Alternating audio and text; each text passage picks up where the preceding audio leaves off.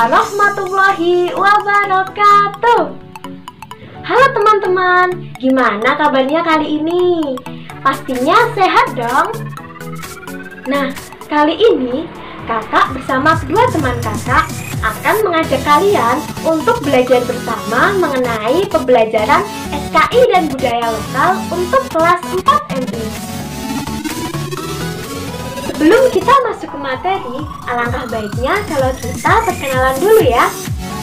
Perkenalkan, nama kakak Kak Ashifa dan teman kakak yaitu Kak Lia dan juga Kak Naili.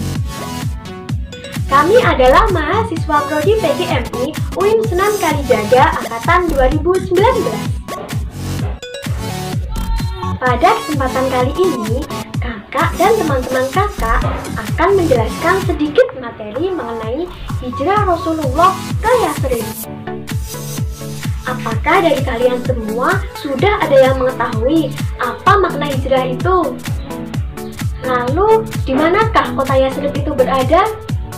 Dan apakah Rasulullah diterima di kota tersebut? Nah, pastinya kita semua penasaran dong dengan jawabannya. Ya udah yuk kita simak saja materi pembelajaran kita pada kali ini. Oh iya teman-teman, jangan lupa untuk like, komen, dan subscribe channel di bawah ini ya. Dadah!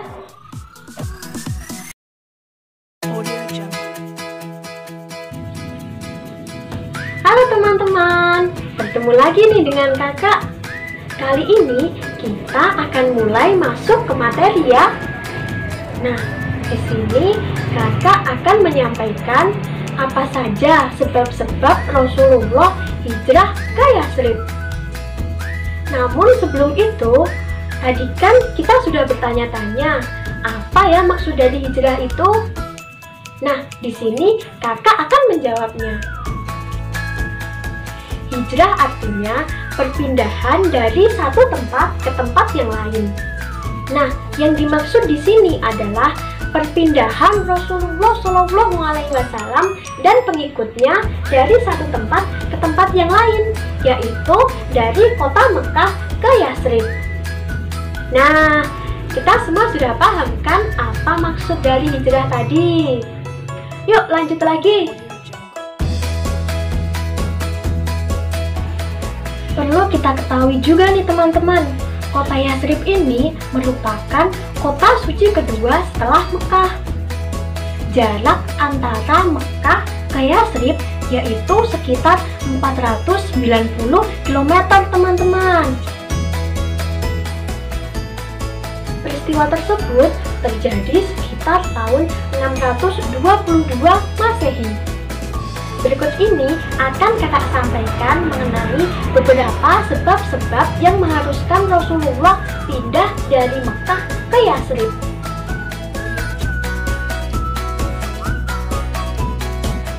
Pada saat itu, Rasulullah kehilangan dua tokoh pendukung dalam hidupnya, yaitu Khadijah dan juga Abu Thalib. Oleh karena itu, Rasulullah merasa sangat sedih. Dan juga kumpulan para kafir Quraisy semakin melakukan penyiksaan, melakukan penindasan, dan juga menginginkan untuk membunuh Rasulullah. Nah, oleh karena itu, Rasulullah meminta para sahabatnya untuk segera pindah ke Yathrib secara sembunyi-sembunyi teman-teman. Sebab yang kedua yaitu gagalnya Rasulullah saat hijrah ke Taif. Oleh karena itu, Rasulullah menginginkan suatu tempat yang baru agar Rasulullah bisa menyiarkan agama Islam secara tenang dan damai. Yang ketiga yaitu letak kota Yathrib yang sangat strategis. Dan belum banyak orang kafir Quraisy yang berada di tempat tersebut.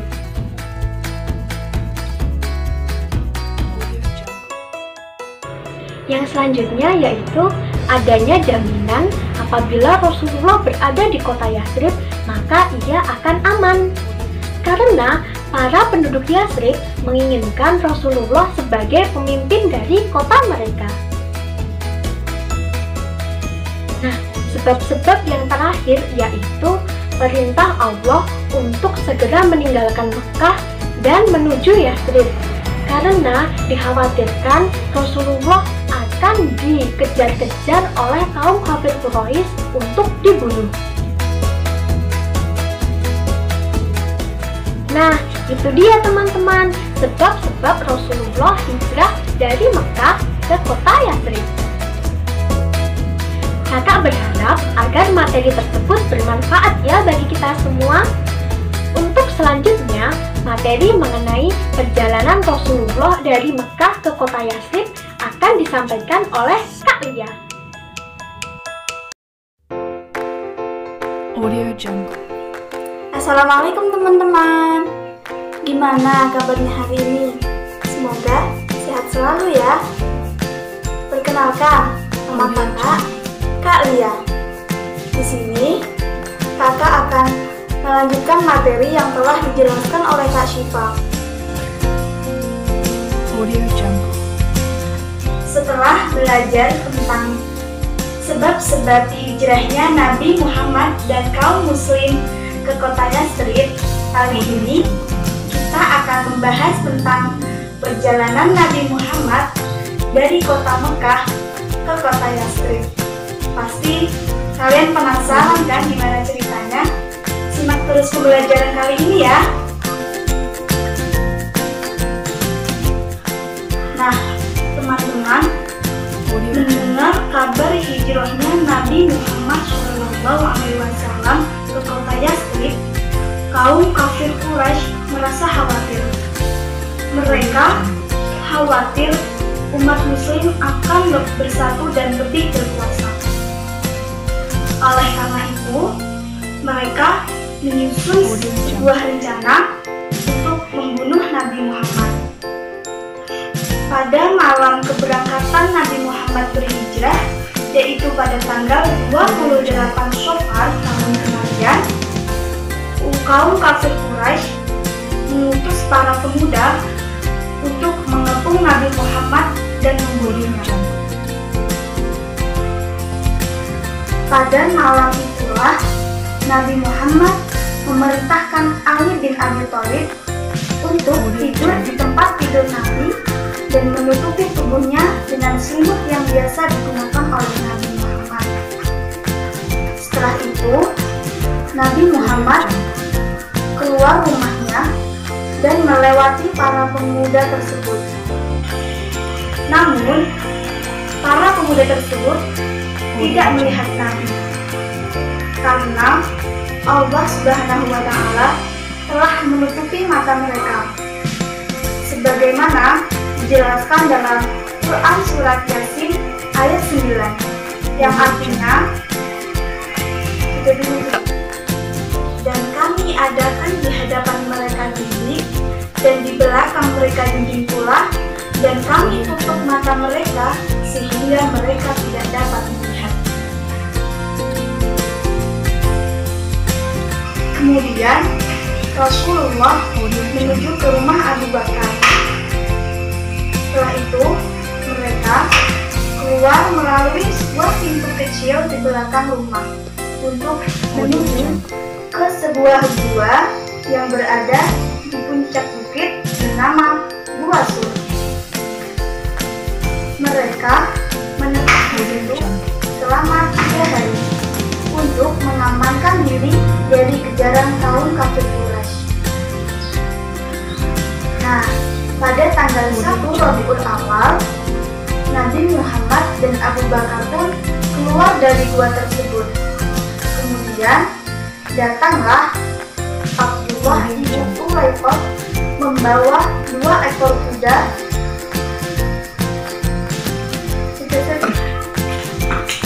Datanglah Abdullah ibnu Ulaifah. Siapakah Abdullah ibnu Ulaifah ini?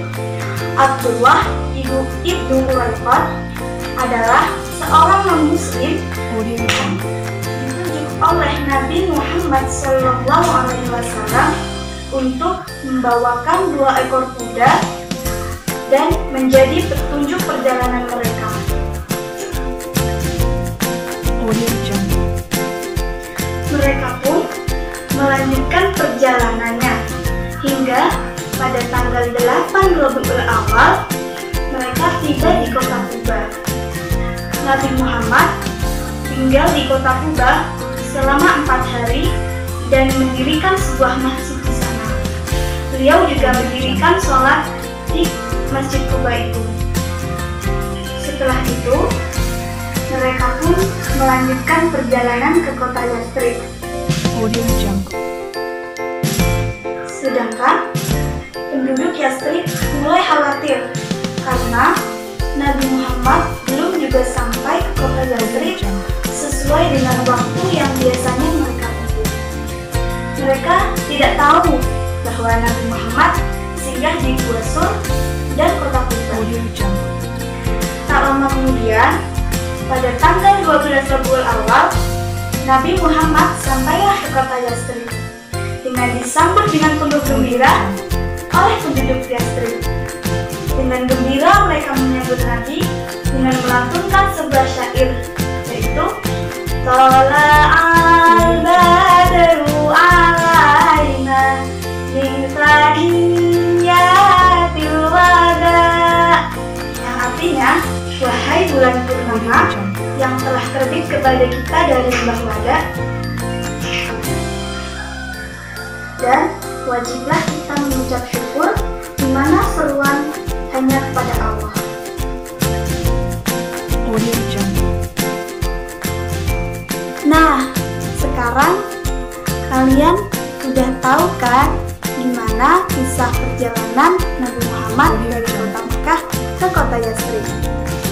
Selanjutnya, kalian akan belajar bersama Kak Maili tentang kehidupan Nabi Muhammad dan kaum muslimin di kota Yathrib.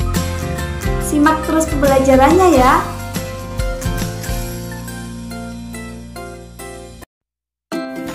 Assalamualaikum teman-teman.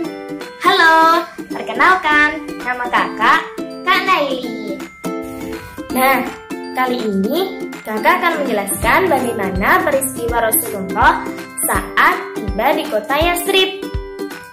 Sebelum kedatangan Rasulullah, masyarakat Yathrib telah rindu akan tutur kata Nabi. Tutur kata Nabi membuat mereka menjadi tenang, damai, dan lain-lain. Setelah itu, saat kedatangan Nabi, mereka berbondong-bondong untuk menyambut kedatangan Nabi. Mereka rela berdesak-desakan, berpanas-panasan demi melihat Nabi Muhammad SAW. Kemudian setelah itu, mereka juga menggunakan sebuah syair. Syair itu digunakan saat Rasulullah tiba di kota Yathrib. Syair itu yang biasa disebut dengan syair Tola'al badru alaina.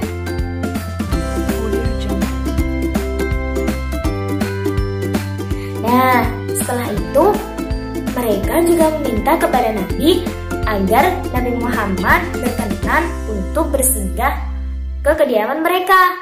Namun Nabi Muhammad berkata, biarkanlah unta yang aku naiki ini memilih atau menentukan di mana aku akan bersinggah.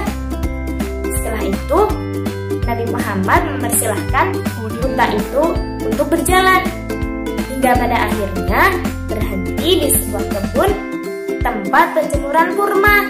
Kemudian Nabi pun bertanya, kebun milik siapa kali ini? Nah, kemudian dijawab oleh Mu'ad bin Afrah, kebun ini ialah milik dua saudara anak yatim yang bernama Sahal bin Amr dan Suhail bin Amr.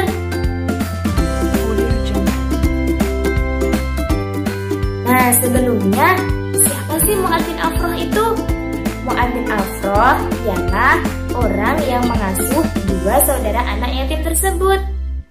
Kemudian masyarakat Yathrib meminta kepada Nabi untuk membangun sebuah masjid dan sebuah rumah yang akan digunakan sebagai tempat kediaman beliau. Kemudian Rasulullah pun memenuhi permintaan masyarakat Yathrib, hingga pada akhirnya Rasulullah membangun sebuah masjid yang biasa disebut dengan Masjid Nabawi. Masjid Nabawi ialah masjid kedua yang dibangun saat Rasulullah tiba di kota Yathrib setelah Masjid Quba. Kemudian selain itu, masyarakat Yathrib ternyata juga bersepakat untuk menunjuk Rasulullah sebagai kepala negara atau biasa disebut dengan kepala pemerintahan.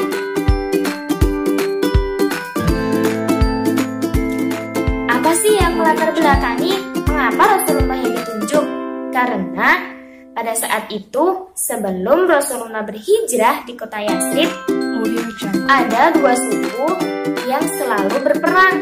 Mereka tidak pernah akur, yaitu suku Aus dan suku Khazraj. Nah, setelah kedatangan Nabi pun mendamaikan mereka. Akhirnya mereka menjadi damai. Yang kedua, saat peristiwa Baiat Aqabah 1, banyak penduduk Yathrib yang masuk Islam. Mereka mengakui kerasulan Nabi.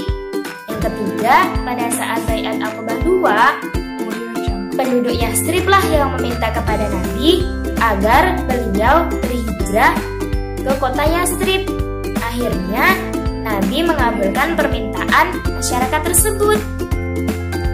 Nah, Rasulullah pun menyetujui bahwa ia akan menjadi kepala negara.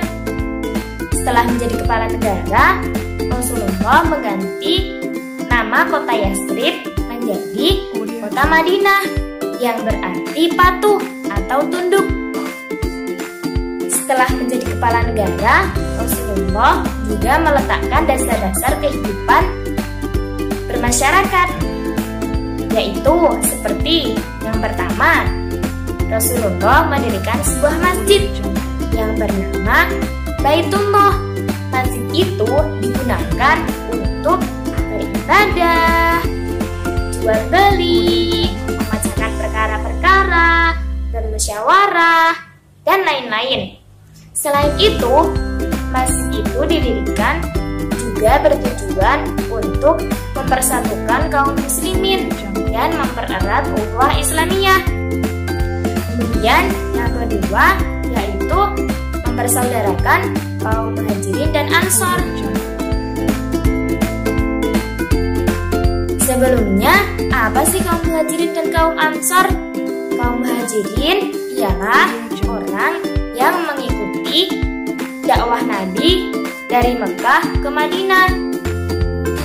Kemudian kaum Ansor ialah orang yang menyambut kedatangan Nabi saat Nabi dan pengikutnya tiba di kota Madinah. Yang ketiga, meletakkan dasar-dasar politik, sosial, ekonomi. Nah, pada dasar politik, mereka atau masyarakat Yathrib akan mengutamakan bermusyawarah. Nah, pada dasar sosial, mereka akan memberikan hak persamaan manusia, tidak membeda-bedakan. Kemudian, yang ketiga yaitu pada hak ekonomi, mereka akan menegakkan keadilan. Setelah itu, setelah meletakkan dasar-dasar tersebut, perkembangan Islam di kota Madinah menjadi lebih pesat. Kota Madinah menjadi kota yang lebih tentram, damai, keharmonisan pun ada. Mereka juga sudah dapat membedakan mana yang baik dan mana yang buruk. Masyarakat Yathrib atau Madinah juga merasakan adanya kehidupan baru yang belum pernah mereka rasakan sebelumnya. Semua masyarakat Yathrib merasakan itu, dari kaum muslimin maupun kaum Yahudi. Nah, begitu ceritanya. Sekian, wassalamualaikum warahmatullahi wabarakatuh.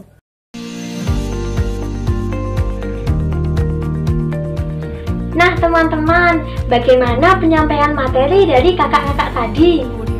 Apakah kalian sudah paham mengenai materi hijrah Rasulullah ke Yathrib?